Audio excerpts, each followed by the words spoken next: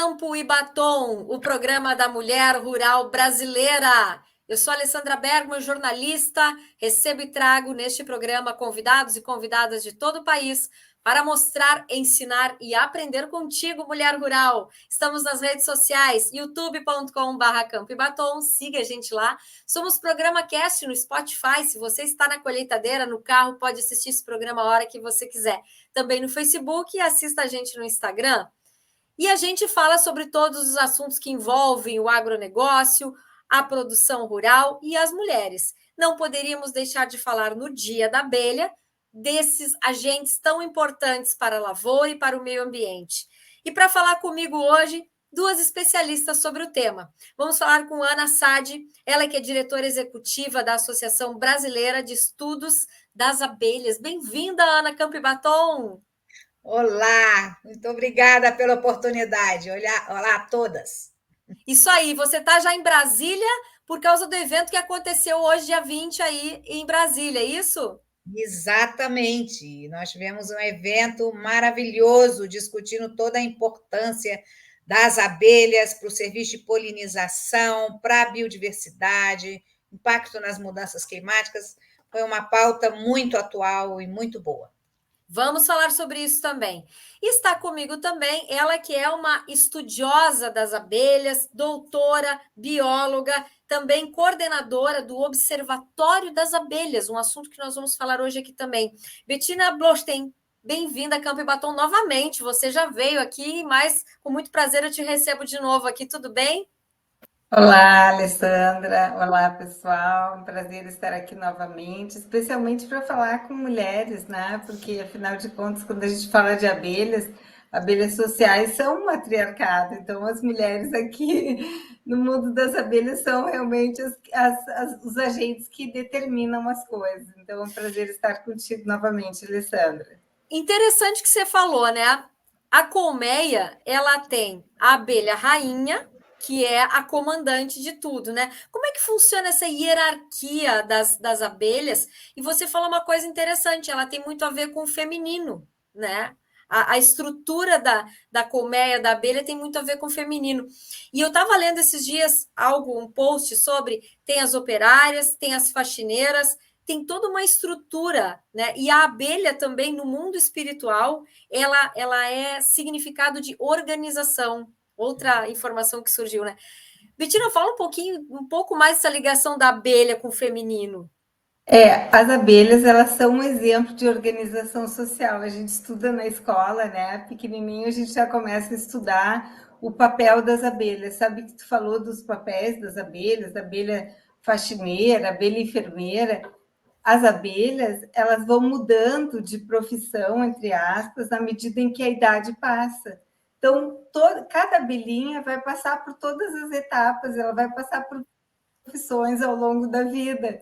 Então, realmente um mundo assim, muito comunitário, onde tem uma divisão de trabalho, onde todos fazem tudo, fazem em cada momento que é necessário, mas ao longo da vida, a princípio, passam por todas as profissões. É como se uma pessoa fosse, num momento, enfermeiro, no outro momento, médico, no outro momento, cozinheiro. Na medida em que o tempo vai passando, elas vão mudando de profissão. Isso é Sim, para muito quem não sabe, bacana. existem a abelha que alimenta, que traz o alimento para dentro da colmeia, tem a abelha que faz a faxina na colmeia, aquelas que vão à cata do mel, né? Entre outras profissões, digamos assim, que eu achei muito interessante isso, né? Muito interessante.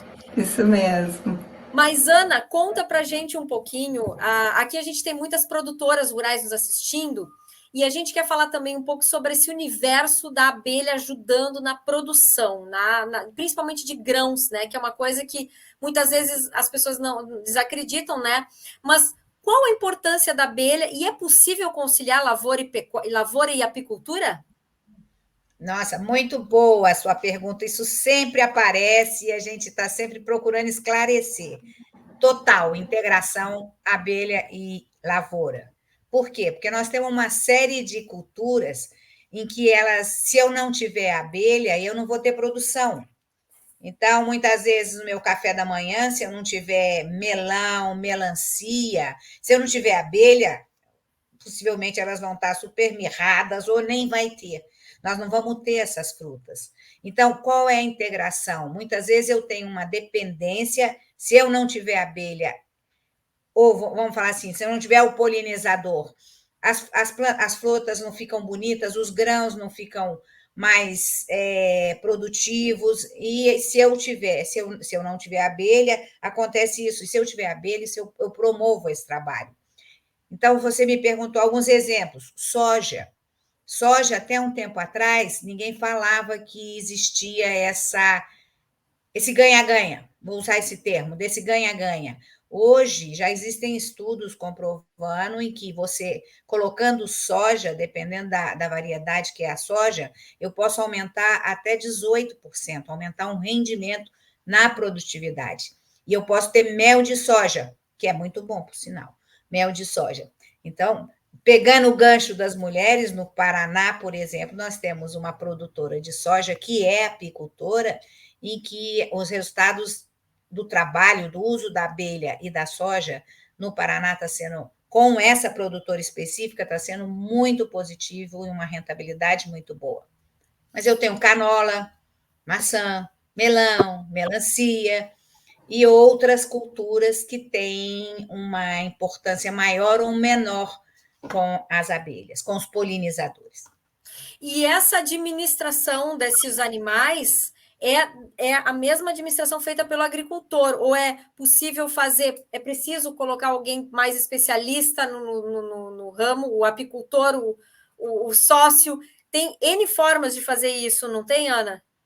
Tem sim. O que é mais importante é o diálogo que a gente chama da convivência harmônica, do agricultor com o dono das abelhas, com o apicultor, com o criador das abelhas, porque ele não pode deixar lá as abelhas o tempo inteiro, ele vai deixar na época da floração, em que as abelhas vão fazer a coleta do pólen e do néctar, se alimentarem, as operárias, né, voltam para suas casas lá e produzem, vão começar a produzir o mel, pólen, própolis e o principal, o serviço da polinização.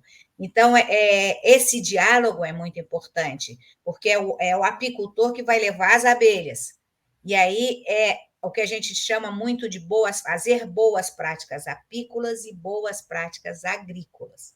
Então, em época de floração, não aplicar nenhum produto químico, porque as abelhas vão estar lá visitando. Se Exato. precisar aplicar de noite, em horário em que elas não vão visitar, respeitar esse ambiente, ter uma cobertura vegetal adequada. Então, é toda uma questão de boas práticas, que a gente chama. Deriva também é outro problema que às vezes afeta muito as abelhas, né?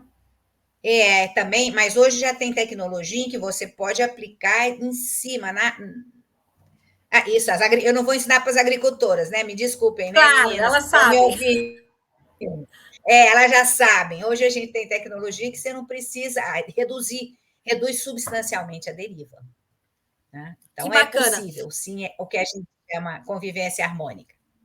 Ela então já está comprovado esse crescimento da produção a partir do uso das abelhas na polinização. Isso vai fazer parte de um documento, Betina, que se chama Observatório das Abelhas, e esse documento aí está até na internet, é possível responder, participar. Como é que surgiu isso? Certo, obrigada pela oportunidade, Alessandra, de nós comentarmos sobre o programa Observatório de Abelhas do Brasil. Esse programa ele é coordenado conjuntamente pela Embrapa Meio Ambiente, lá de São Paulo, e do Ministério da Agricultura, obviamente, com o apoio da abelha, a doutora Ana está aqui presente, né, nos apoiando também. Então, o Observatório de Abelhas, ele vem para ocupar um espaço que a gente identificou que seria para tentar mitigar as perdas de abelhas no Brasil. Né? Todo mundo já leu no jornal, todo mundo já viu na internet, milhões de abelhas morreram e tudo mais. Só que nós não temos hoje uma plataforma aberta onde esses dados eles estão transparentes para a população, para o poder público. Então, não existem registros unificados no Brasil. Então, o observatório ele tem alguns objetivos bastante ousados, vamos dizer assim, que é a gente ter um mapa do Brasil, onde a gente vai ter, ao longo do tempo, as ocorrências, os pontos geográficos onde estão ocorrendo perdas de abelhas, os motivos de cada uma dessas perdas, e isso vai possibilitar que a gente dirija esse conhecimento oficial, técnico, para a construção de políticas públicas, porque esses dados que estão sendo gerados no observatório, eles são dados oficiais. Quem coleta as abelhas, quem coleta os dados, quem coloca estudo na base de dados, são técnicos dos estados. Então, não é uma informação que é prestada pela população, pelo apicultor, não. É um técnico do estado, vai lá, coleta dados. Essas abelhas que morreram vão ser enviadas para um laboratório certificado. Esse dado vai ser inserido na plataforma e nós vamos ter, então, um mapa em tempo real, né, do que vai estar ocorrendo, mas também em tempos passados, para a gente poder ver como é que está evoluindo essa questão de perdas de abelhas. Será que já teve mais perdas de abelhas? Será que os motivos são os mesmos? As regiões são as mesmas? Será que as culturas que estão no entorno dos locais onde as abelhas estão morrendo são sempre as mesmas? Será que é sempre soja, sempre canola ou sempre milho? Então, a gente quer exatamente ter esses dados para dirigir para respostas para proteger as abelhas. E a gente já tem algum resultado que já dá para divulgar a respeito desse observatório? Como é que está essa avaliação destes dados? Alessandra, esse observatório ele começou em 2022. A gente já fez bastante coisa. Nós temos até um site já no ar, online, onde, por exemplo, tem várias questões que já estão ali. Se você tem perdas de abelhas, quem você deve procurar? Em cada região do país está ali. Tem informações, por exemplo, que tipo de sintoma que aparece quando as abelhas são intoxicadas por agrotóxicos ou elas têm mortes por outras razões. Então, a gente tem o site com muitas informações. Nós temos também um protocolo de coleta e análise de dados, de protocolos de coleta de dados e amostras de abelhas e transporte para os técnicos, esses que vão coletar as abelhas, porque isso a gente não tinha ainda no Brasil organizado para a questão de intoxicações com abelhas. Então, nós temos agora um produto do observatório, esse protocolo de coleta de abelhas, e também nós temos um outro produto que é uma plataforma que recém ficou pronta há pouco tempo, que é a plataforma que vai reunir esses dados todos sobre abelhas. Uma plataforma para abelhas, é uma plataforma dentro do sistema AgroTag Abelhas, que é da Embrapa. Agora tem um AgroTag, era um AgroTag geral para várias finalidades, agora a gente tem um AgroTag Abelhas. Então, esse sistema tem uma base de dados, tá? E também tem um aplicativo, aquele aplicativo que o técnico vai baixar no seu celular, vai para campo, então, fazer o registro da ocorrência, vai tirar foto no local, vai ter o georreferenciamento, mesmo se não tiver sinal de internet, aquele ponto de GPS vai ficar marcado. Então, esse também é um produto e esperamos que em breve a gente possa ter um mapa do Brasil já com os pontos ali, com informações, para que a população possa começar também a acompanhar essas perdas de abelhas e torcer para que elas se reduzam. Se a gente fosse fazer um mapa hoje, né? Ainda estamos na apuração dos dados, mas vocês, como especialistas em abelhas que são, qual é a radiografia que a gente pode dar hoje da relação Brasil com as abelhas? Gente, Ana, como é que você vê isso tecnicamente? Hoje nós temos uma criação de abelhas de Apis mellifera, porque a gente também tem que pôr essa distinção, não é? A gente, Sim, tem a meliponicultura também, né? A apicultura e tem a meliponicultura. A apicultura hoje ela está no Brasil inteiro. Nós temos os estados todos, várias lideranças, mesmo o Rio Grande do Sul era um dos maiores produtores, Paraná, Piauí se destaca. E, ao mesmo tempo, nós também temos criações de meliponicultura, de abelhas sem ferrão, em várias regiões e com características muito especiais, porque é um mel mais valorizado. Então, eu diria para você que é uma atividade econômica agrícola importante, com potencial econômico importante e que pode integrar com a produção. E com potencial do Brasil para exportar o mel, como também para o mercado interno. Mas aí nós também temos que organizar melhor essa produção e essa cadeia produtiva. Não sei se era essa a pergunta que você queria fazer, se era por aí. Na verdade, também tem uma questão, assim, mais é um raio-x de dizer como é que estava a situação em relação a outros países, né? Porque o Brasil, ele importou uma abelha, né? Tem a abelha africana, já veio, né? A gente já diz de lá, né? Então, e tem muitas abelhas nativas. Eu estava olhando, tem mais de 25 mil tipos de abelhas no mundo. Me corrijam se eu estiver errada, mas eu estava lendo a respeito. Só que a gente tem o Brasil tem alguma característica única, assim, em relação às abelhas, uma capilaridade? Temos, olha só, no Brasil, foi bom você usar esse número, normalmente se usa 21, 20 mil abelhas no mundo inteiro. O Brasil, a gente trabalha com uma expectativa de ter 3 mil espécies de abelhas. E olha que interessante, e isso já tem descritos em torno de 1900.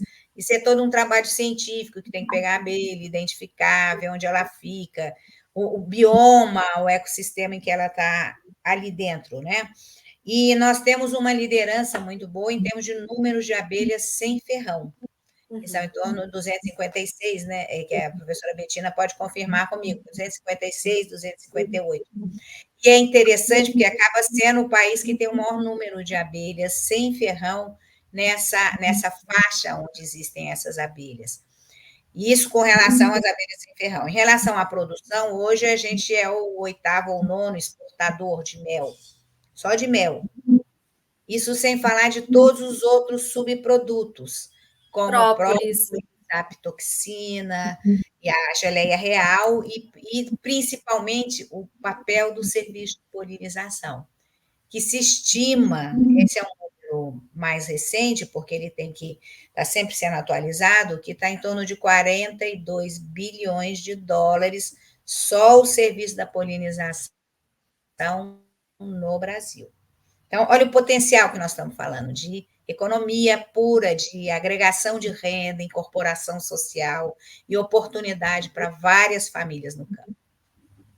Campo e Batom, o programa da Mulher Rural Brasileira. Faça agora a sua pergunta. Você é apicultora? Querem começar a investir nesse negócio? Faça suas perguntas aqui. E logo mais nós vamos deixar também o link do observatório para você participar, da sua opinião ali e interagir também com esse importante documento que vai fazer o mapa, o raio-x da produção de abelhas no Brasil.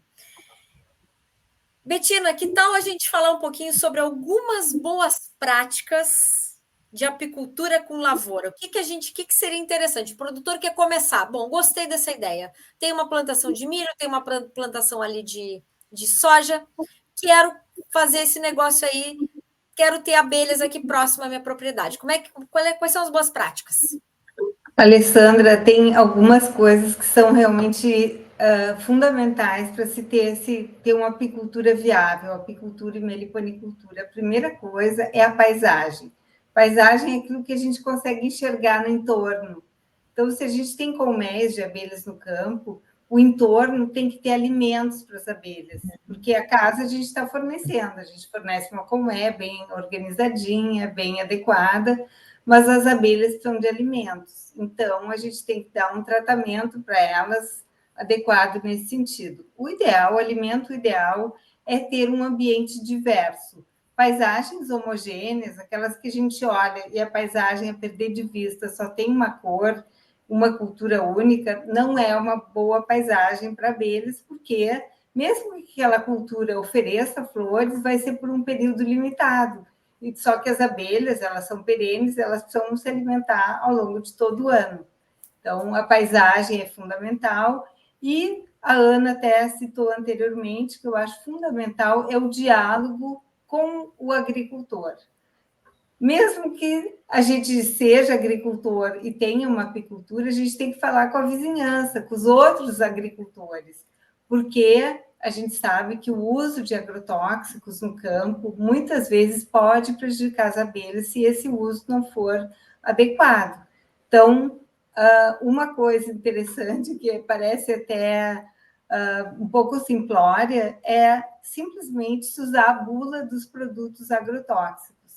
Eu sempre digo, se a gente usar a bula do produto, dificilmente a gente vai intoxicar as abelhas, porque Exatamente. Os produtos tóxicos, ali diz, não use no período de floração, faça tal formulação. Então, muitas das perdas de abelhas são devidas ao mau uso, ao uso indevido de agrotóxicos, eu me refiro àquele uso relacionado à própria bula. Então, aplicação mesmo, né? A forma errada de aplicar, dia de vento que não é de ter aplicação, no espaço. Exato. Então, tudo isso tem que ser observado. Tem também algumas práticas muito interessantes que são as cercas vivas, né?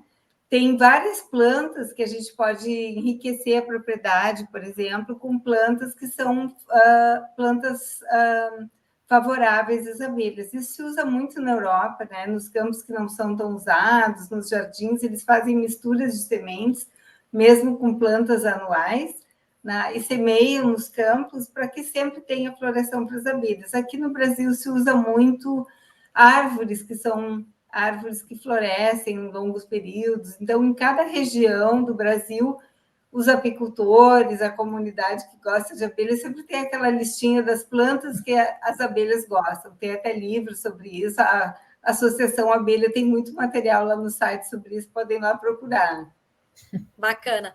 Por falar em busca na Associação Abelha, né? A associação ela procura isso, né, Ana? Informar quem está querendo investir na apicultura, quem está querendo, tanto na meliponicultura como apicultura, ser um universo ali onde o produtor encontra tudo. Tem curso também? Fala um pouquinho para a gente.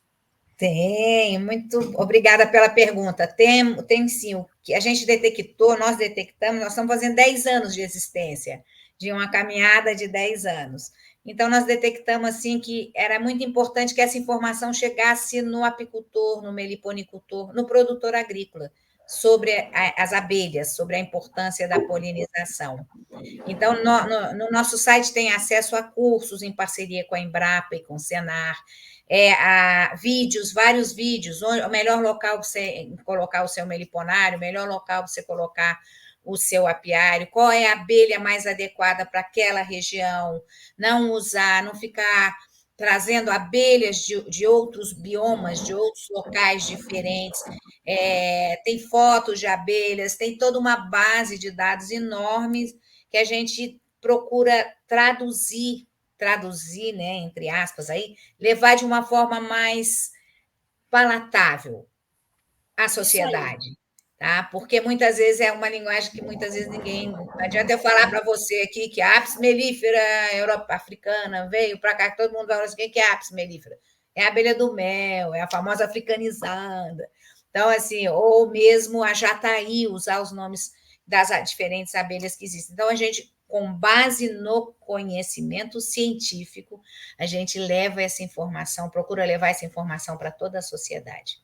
Que bacana. E é um vício, né? Uma paixão criar abelhas também, né? Todas as pessoas que eu conheço que começaram a se envolver nesse universo se apaixonaram, e é como ter um pet, um animal mesmo de estimação, mais do que isso, um integrante da família, né? O apiário, né? Betina, você como pesquisadora, que eu sei que sempre está ali querendo saber as novidades sobre as abelhas no mundo, o que hoje a gente tem de mais curioso com relação à descoberta das abelhas? Que mais você pode falar aí para nossas produtoras, nossas ouvintes, com relação a esse mundo fascinante?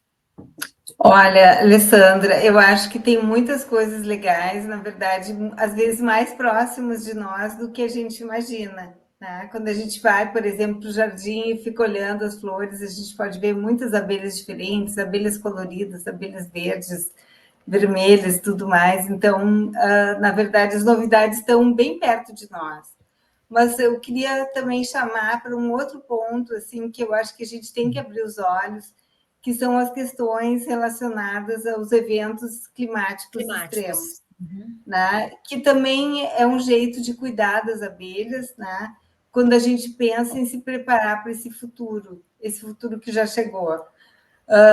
Eu estou vendo que muitas cidades estão preocupadas em fazer prevenção contra inundações, calores extremos, e a gente tem que pensar quanto a isso também na propriedade rural, né? Como é que a gente vai se preparar para essas mudanças que estão chegando. Então, por exemplo, colocar os apiários em locais bem altos e seguros. Agora a gente está assistindo, né, essa situação catastrófica do Rio Grande do Sul. Também nós temos tido já nos últimos anos, não só no Rio Grande do Sul, mas em várias regiões do Brasil e do mundo, eventos de calor extremo. Então, cuidar para que as abelhas estejam em locais protegidos, tenham proteções adequadas para evitar, então, a perda, porque as abelhas morrem por vários motivos. A gente fala em agrotóxicos, mas outros motivos também levam a perdas de abelhas. Então, eu acho que toda a chave é proteger as abelhas, porque a gente precisa delas. A gente precisa comer o mel gostoso, mas muito mais, a gente precisa produzir alimentos, né, em quantidade e em qualidade. Então, as abelhas são essenciais. Abelhas representam biodiversidade, representam produção agrícola, representam riqueza para o país. Então, eu acho que a chave é proteger as abelhas. Então, quando a gente fala em abelha, não é só aquela abelha comum que a gente conhece, que está no rótulo do mel. É aquele animal, aquele bichinho miudinho que tem uma bundinha verde, que tem uma carinha vermelha. Às vezes a gente está, bem como você falou, na mata nativa, e aparece insetos diferentes, mas que a gente não sabe identificar o que é. São pequenas abelhas.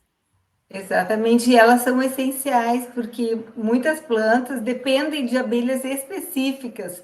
A gente olha lá umas orquídeas raras, elas precisam de abelhas raras também para a sua polinização, para que elas continuem se reproduzindo e se perpetuem.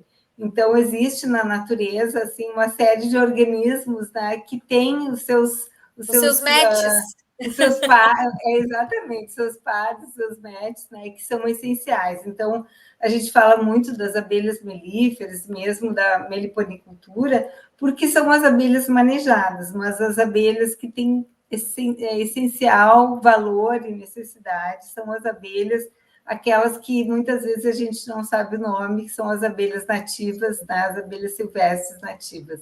Que bacana. Estamos encerrando o nosso programa Campo e Batom. Ana, qual é o seu recado aí que é infalível agora, que a gente, para não deixar nada para trás para a gente conversar? Lembrando que nós vamos ter um programa sobre meliponicultura. Logo em seguida, vamos estar trazendo produtoras de sucesso, pessoas para falar sobre essa produção, na sequência desse programa aqui. Diga lá, Ana.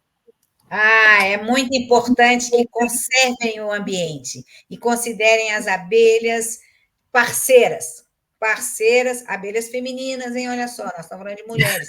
Abelhas parceiras, como parceiras na produção agrícola, na conservação do meio ambiente e na própria sobrevivência humana. Então, vamos pensar dessa forma. Vamos conservar o meio ambiente, conservar as abelhas, fazer boas práticas agrícolas e apícolas. Muito bom. Meninas, muito obrigada pela disponibilidade de tempo de vocês para vir aqui falar sobre os conhecimentos de abelhas nesse dia especial e que todo mundo preserve a abelha que tem dentro de você, né? E também utilize esse conhecimento cada vez mais. Eu vejo que cada vez mais as pessoas estão mais simpáticas, a abelha mais simpáticas do que com medo, né? Porque ele ainda é um animal que muitas pessoas têm medo de se aproximar e tal, por causa do perigo, mas tem muita gente já que está vendo a abelha como um animal muito aliado, né? Até no meio urbano. Isso é muito bom. Muito obrigada, Ana Lúcia, sucesso, e muito obrigada, Betina. Microfones sempre abertos aqui em Campo e Batom, de Campo e Batom para vocês, tá? Obrigada. Até o próximo programa, gente. Muito obrigada. Tchau.